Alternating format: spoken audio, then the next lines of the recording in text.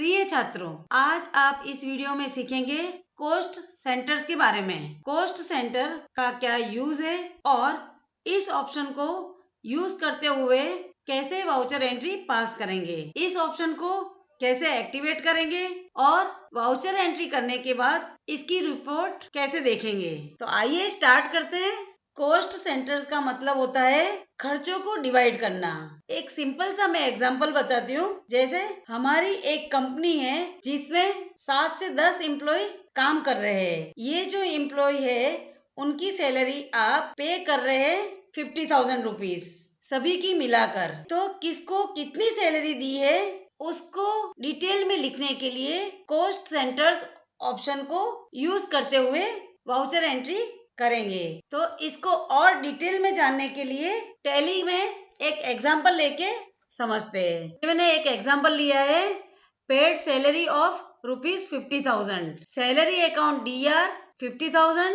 अब ये जो 50,000 है उसका ये बाइफरकेशन है। आपने जो सैलरी दी है 50,000 रुपीज वो किन किन को दी है। तो इसके लिए आपको कॉस्ट सेंटर्स ऑप्शन को यूज करना है। दूसरी एंट्री है परचेज गुड्स फॉर कैश ₹20,500। इसकी एंट्री होगी परचेज अकाउंट DR 20,500 और ये कॉस्ट सेंटर्स के थ्रू इसको बाइफरकेट करेंगे और कैश अकाउंट CR 20,500। ये मैंने टैली ओपन किया, गेटवे ऑफ टैली में हूँ मैं और मैंने एक कंपनी सिलेक्ट की है eGov Infotech। अब अपनी जो 2 एंट्री पास करनी है उसके लिए सबसे पहले लेजर क्रिएट करना है, अकाउंट इन्फो लेजर और परचेज अकाउंट क्रिएट करते हैं। लेजर एक परचेज अकाउंट का लेजर क्रिएट करते हैं, इसका ग्रुप होगा परचेज। लेजर क्रिएट करते हैं सैलरी अकाउंट का, ये आपका इनडायरेक्ट एक्सपेंसेस है।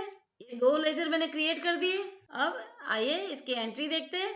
इसको एस्केप करके गेटवे ऑफ टैली पे आ जाती हूँ। अब यहाँ से अकाउंट वाउचर कॉस्ट सेंटर्स को ऑप्शन को यूज करना है तो उसके लिए देखते हैं। सबसे पहले फर्स्ट एंट्री है पेड सैलरी ₹50,000 रुपीज। तो सैलरी पे की है तो payment F5, salary account DR 50,000 rupees. अब ये 50,000 रुपीज किस किस को दी है सैलरी उसको सेपरेट करना है। तो सबसे पहले यहाँ पे F11 पे आ जाना है।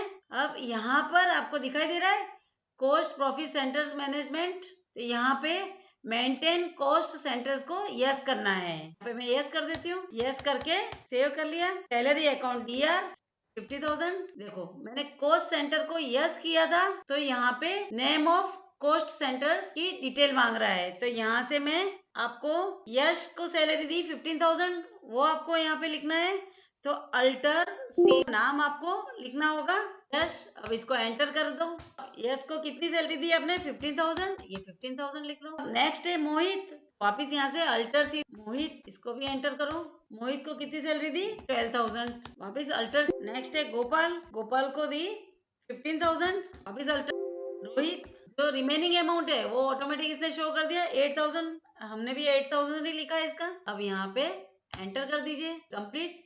अब ये जो 50,000 आपने दी है जिस जिस को दी है वो सारा डिटेल यहाँ पे आ गया।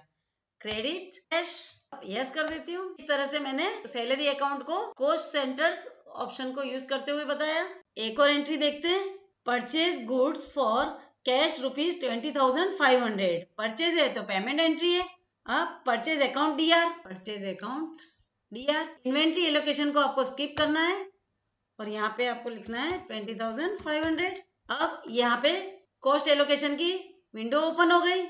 अल्टर C से आपको सेपरेट करना है 20,500 रुपीज की क्या क्या आइटम आपने परचेज किए।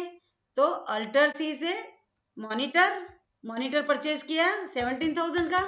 नेक्स्ट है कीबोर्ड 1,000 रुपीज, अल्टर क्रिएट करेंगे कीबोर्ड ये 1,000 रुपीज। नेक्स्ट अल्टर C करेंगे वापिस माउस 1,000 रुपीज, अल्टर C से एक स्पीकर 1,500 रुपीज और कैश अकाउंट CR। एंट्री आपकी सेव हो गई। तो आइए देखते हैं कॉस्ट सेंटर्स की रिपोर्ट कैसे देखेंगे। एस्केप से मैं बाहर आ जाती हूँ। अब डिस्प्ले में जाइए, डिस्प्ले यहाँ पे स्टेटमेंट ऑफ अकाउंट्स, इसमें ये कॉस्ट सेंटर्स। अब कॉस्ट सेंटर के बैकअप देख लीजिए आप। यहाँ पे जो आपने कॉस्ट एलोकेशन से आइटम को क्रिएट किए थे वो यहाँ शो हो रहे हैं। वापिस मैं एस्केप कर देती हूँ और कैटेगरी समरी भी देख सकते हो आप, आपने क्या क्या आइटम परचेज किए वो सारी डिटेल आ रही है, और यहाँ पे जो जो आइटम आपने परचेज किए वो आ रहे हैं। अगर आपने सेल की एंट्री डाली होती तो यहाँ पे सेल की भी एंट्री आ जाती, सेल्स में डालते तो। अगर आपने माल बेचा होता उसको भी आइटम वाइज आपने लिखा होता तो वो भी यहाँ पे शो हो जाता। इस तरह से कॉस्ट सेंटर की कंप्लीट ब्रेकअप देखना चाहे तो कॉस्ट सेंटर पे जाके आप देख सकते हो, डिस्प्ले में जाके कॉस्ट सेंटर। ऐसे यहाँ पे लेजर ब्रेकअप भी देख सकते हैं। ये परचेज अकाउंट, परचेज अकाउंट में आपने जो जो आइटम खरीदे थे वो आ गया। अब सैलरी अकाउंट, जिसको सैलरी दी थी उसकी डिटेल आ गई। इस तरह से आप डिस्प्ले में डिटेल चेक कर सकते हैं। नेक्स्ट वीडियो में आप सीखेंगे बिल्स पेएबल की एंट्री कैसे करेंगे, बिल्स रिसीवेबल की एंट्री कैसे करेंगे, और return inwards, return outwards, carriage return. Okay, thank you.